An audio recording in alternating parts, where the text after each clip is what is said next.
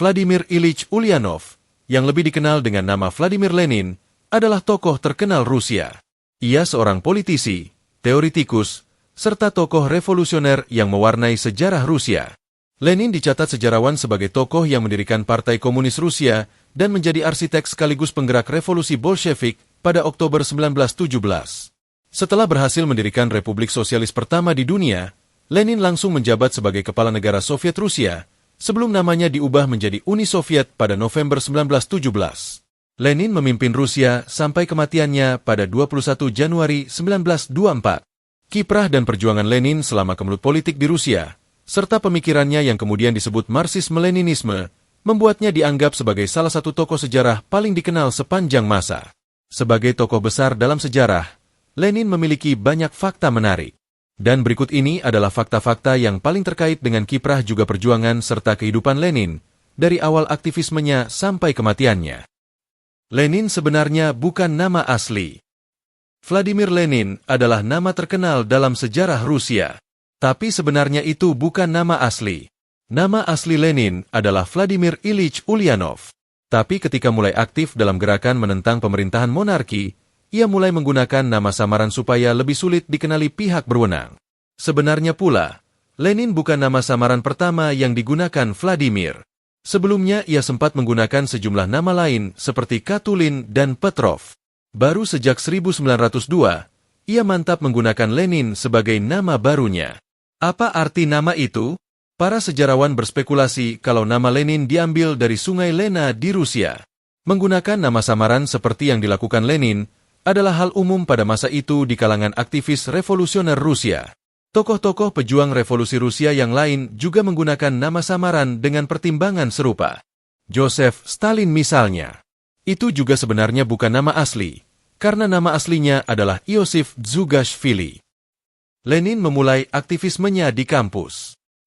Seperti banyak aktivis lain di dunia, Vladimir Lenin mulai terpapar ide-ide politik di kampus dan memulai aktivismenya saat menjadi mahasiswa. Lenin memiliki latar belakang keluarga terpelajar, dan ia berkuliah di Fakultas Hukum Universitas Kazan pada Agustus 1887.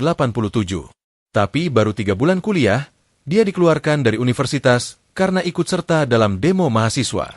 Setelah drop out, ia akhirnya masuk ke Universitas Saint Petersburg, tetap di Fakultas Hukum, dan menyelesaikan studinya di sana pada tahun 1891.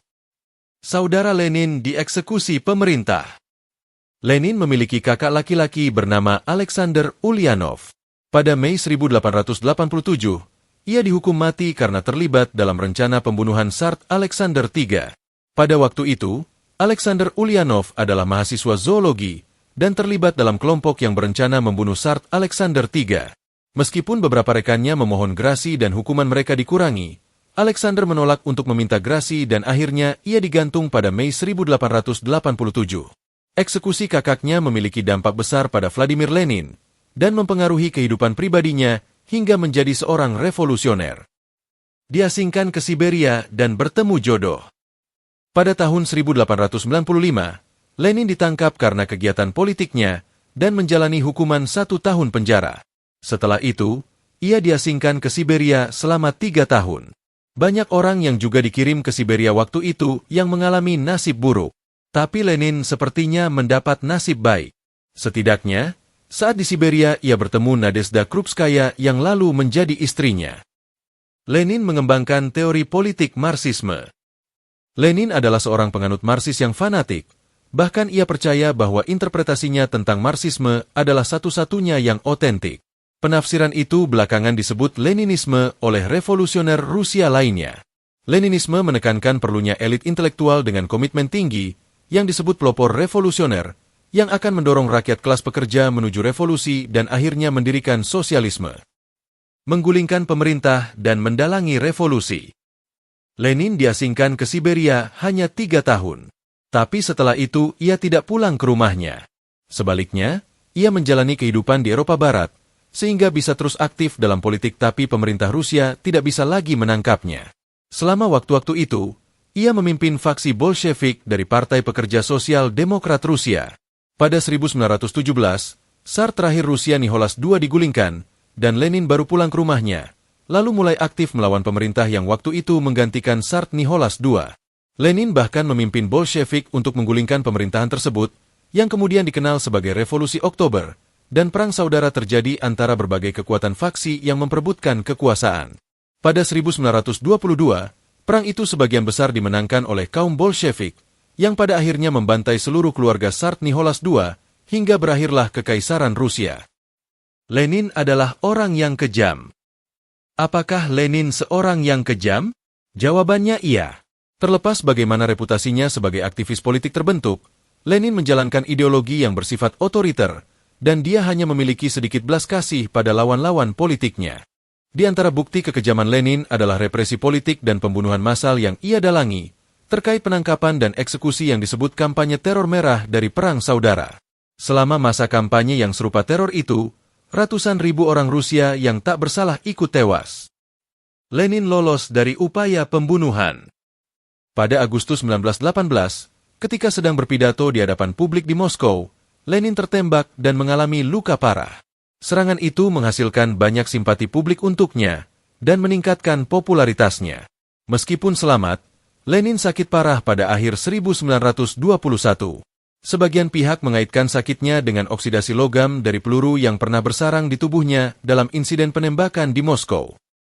Lenin terjebak di antara sosialisme dan kapitalisme. Lenin adalah seorang sosialis yang percaya ide-ide sosialismenya. Tapi ketika model sosialnya terbukti membuat Rusia jalan di tempat, Lenin terpaksa melepas idealismenya dan mulai memperkenalkan sesuatu yang ia sebut kebijakan ekonomi baru pada 1921. Di bawah kebijakan baru itu, para petani diizinkan menjual sebagian produk mereka untuk mendapat keuntungan. Sementara pedagang diizinkan untuk mendirikan bisnis.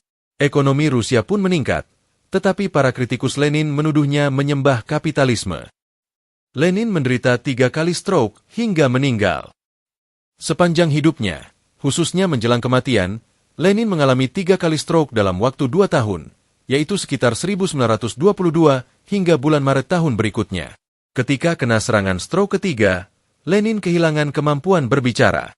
Pada Mei 1923, ia tampak mulai pulih meski lambat.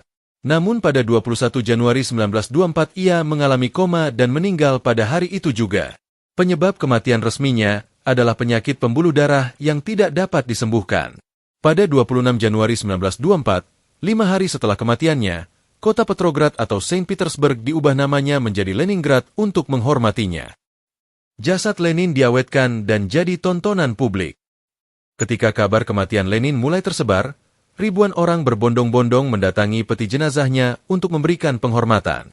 Tapi belakangan jasad Lenin tidak dikubur, melainkan diawetkan supaya sosoknya bisa menjadi semacam simbol. Pada awalnya, istri Lenin menentang proses pengawetan jasad Lenin, walau akhirnya proses pembalseman tetap dilakukan. Selama berbulan-bulan, proses pengawetan dan pembalseman yang rumit dilakukan pada jasad Lenin, supaya tubuhnya dapat awet selama mungkin. Bangunan khusus untuk memajang jasad Lenin juga didirikan di Lapangan Merah Moskow. Di tempat itulah jasad Lenin diletakkan, dan bisa dilihat oleh masyarakat umum hingga sekarang.